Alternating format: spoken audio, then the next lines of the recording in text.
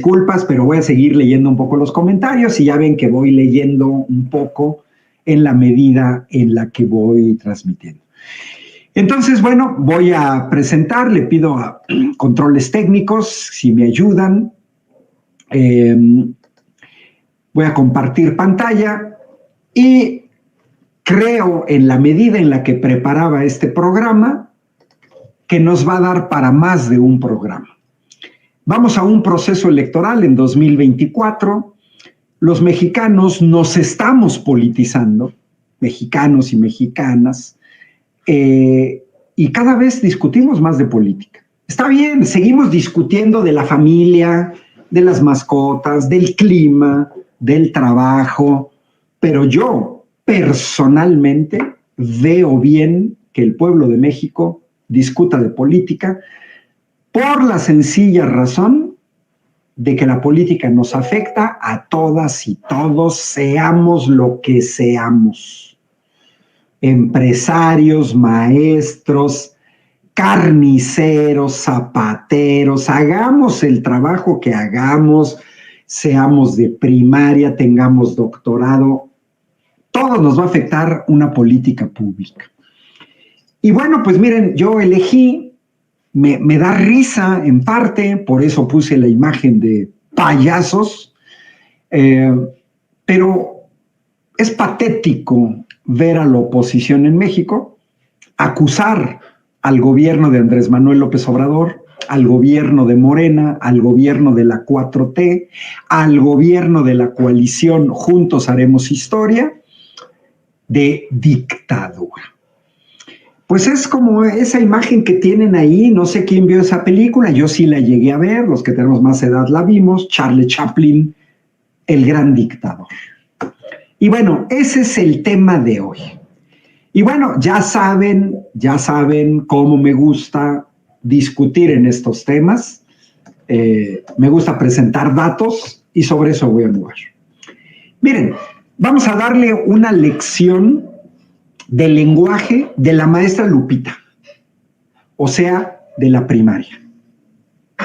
Cuando estos tipejos sean integrantes del PRIAN, como Marco Cortés, o los que los apoyan como Denise Dresser, o como el payaso tenebroso de Broso, o como Loret de Mola, y toda esta gente, ¿no? Cuando hablan de dictadura, gracias por su superchat a Juan Rentería, pues para eso es el lenguaje. No, la dictadura no es lo que ellos crean. Miren, ahí está el espurio de Felipe Calderón en España. Bueno, pues aquí está el significado de dictadura de acuerdo al diccionario de español de la Real Academia Española. Si ellos tienen otra definición, que nos la den y que nos den su fuente.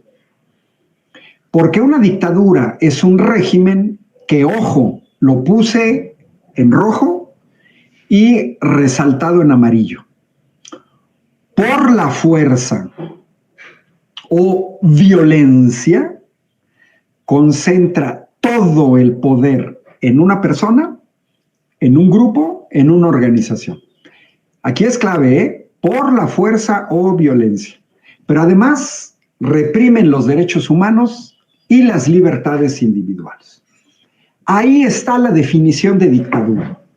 Bueno, si la oposición en México quiere acusar al presidente o a Morena, al gobierno de la 4T, a la coalición Juntos Haremos Historia, de ser una dictadura, pues entonces nos deberían dar los datos de qué es lo que se hace por la fuerza, con violencia, cuando se reprimen los derechos humanos y las libertades individuales. Miren, más bien, ¿qué sucede? Pues que tenemos una oposición chafa que no han asimilado que en 2018 Andrés Manuel López Obrador y Morena ganaron un proceso electoral de manera legal, legítima y democrática. Ojo, Andrés Manuel López Obrador y Morena gobiernan no porque dieron un golpe de Estado, como sucede con las dictaduras, ni siquiera con una revolución, ¿no? fue mediante un proceso electoral, repito, legal. Se respetaron las reglas con el INE, con el Tribunal Electoral del Poder Judicial de la Federación, de manera legítima, porque no hubo fraude electoral, a diferencia de Carlos Salinas de Gortari en 1988 y de Felipe Calderón en 2006 y de Enrique Peña Nieto en 2012, y de manera democrática. Coincido con Alberto AC, reprobarían con la maestra Lupita, ni siquiera llegarían al kinder, Campanita. Es cierto. Miren, a ver, vamos a echarle vinagre a la herida, sal a la herida, a todos como el baboso ese de Víctor Trujillo, que a mí antes me gustaba. Dictadura. A ver, Trujillo, Dresser, Marco Cortés, que son los que he escuchado. Vamos a recordarles, miren, yo como les comentaba, los miércoles de cada 15 días conduzco un programa en la televisión de la Universidad Autónoma de Querétaro, y una persona que está en contra de los comentarios que se vierten en ese programa, con mi buena amiga, la maestra de la Universidad, Rosalba Pichardo, ya dejen de hablar del pasado. A ver, no. El presente es consecuencia del pasado, es resultado del pasado. Las decisiones que se tomaron en el pasado influyen en el presente. Y entonces, en esta primera parte, y si me quedo ahí me quedo, y la siguiente le vamos a seguir, porque esto es muy relevante. ¿Por qué digo de echarle sal a la herida? Porque miren, ahí están los resultados de los votos en las elecciones de 2018. A Andrés Manuel López Obrador, que acusan de dictador, gana las elecciones con más de 30 millones de votos. Su más cercano perseguidor, Ricky Riquín Canallín, 12.6 millones de votos. Una diferencia de alrededor de 18 millones de votos. Miren, en términos futbolísticos, una goliza.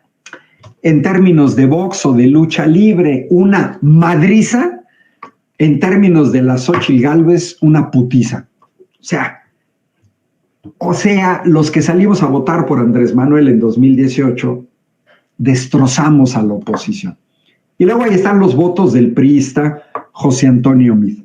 Saludo a Deyanira García hasta Tijuana, que luego, repito, conocí de niño con mi papá. En términos de porcentaje, Andrés Manuel gana con más del 53%. 30 puntos porcentuales por encima de Ricky Riquín Canallín, al que conozco muy bien. Me tocó debatir con él en el Auditorio Díaz Ramírez de mi universidad.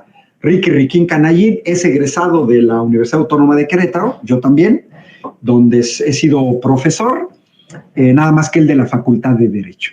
Lo conozco bien y lo conocemos bien a Ricky Riquín Canallín.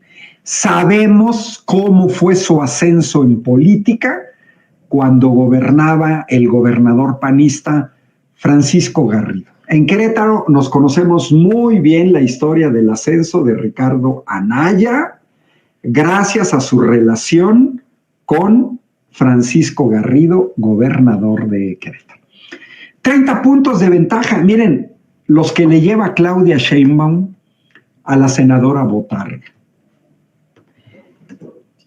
¿Cómo acusan de dictador a un presidente que ganó en 31 estados de la República? El único estado que no ganó Andrés Manuel fue Guanajuato. Y dice María Lagunes, y me da risa, que a lo mejor Canallín no estudió porque no entraba a clases. Sí, a lo mejor. Bueno, pero aprendió a comprar bodegas, acá en los parques industriales de Querétaro. ¿Qué es lo que le da coraje a la oposición? ¿Por qué disparan acusaciones tan absurdas como acusar de dictador al presidente con más legitimidad en décadas? Miren, ahí están los votos de Andrés Manuel en 2018. Comparemos con los que hizo con fraude Enrique Peña Nieto en 2012. 19 millones, 11 millones menos. El otro espurio, Felipe Calderón, que hizo fraude, la mitad de votos que Andrés Manuel López Obrador. Fox, que se supone que iba a cambiar grandes cosas en México, que iba a sacar a las tepocatas y a las víboras prietas, y que luego lo vimos todas y todos apoyando a Enrique Peña Nieto, apenas sacó 16 millones.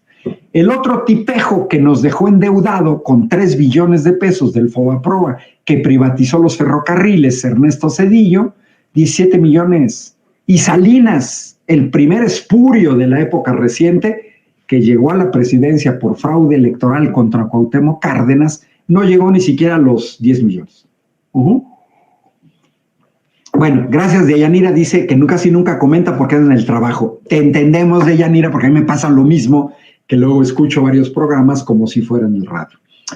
Miren, en términos de porcentaje, también Andrés Manuel ha sido el presidente que ha ganado las elecciones con un mayor porcentaje en la época reciente.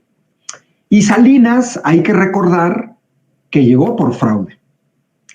Zedillo llegó después del asesinato de Luis Donaldo Colosio y el asesinato de Francisco Ruiz Massieu, secretario general del PRI, en una época muy convulsa de violencia, en el que la estrategia que usaron fue espantar a la gente. Bueno, ahí están los porcentajes. ¿Cómo llaman dictadura a un partido que en 2018 arrasó también en las votaciones para senadores? Ahí está el mapa de los estados en los que Morena ganó los 2 senadores. Fíjense nada más, MC se quedó con los 2 senadores de mayoría relativa en Nuevo León. La alianza del PRI con el Verde y Panal, Yucatán. Y los panistas se quedaron con, bueno, PAN, PRD, MC, se quedaron con Jalisco, Aguascalientes, San Luis Potosí, Guanajuato y Querétaro. Todo lo demás, Morena. Todo lo demás.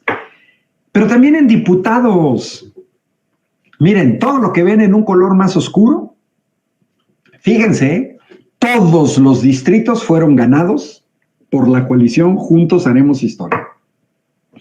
Los que están en rosita, la mayoría de los distritos fueron ganados por Morena, PT, PES.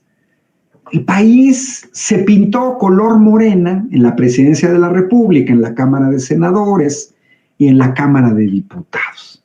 ¿Cómo llaman dictadura a alguien que está ganando elecciones de manera democrática?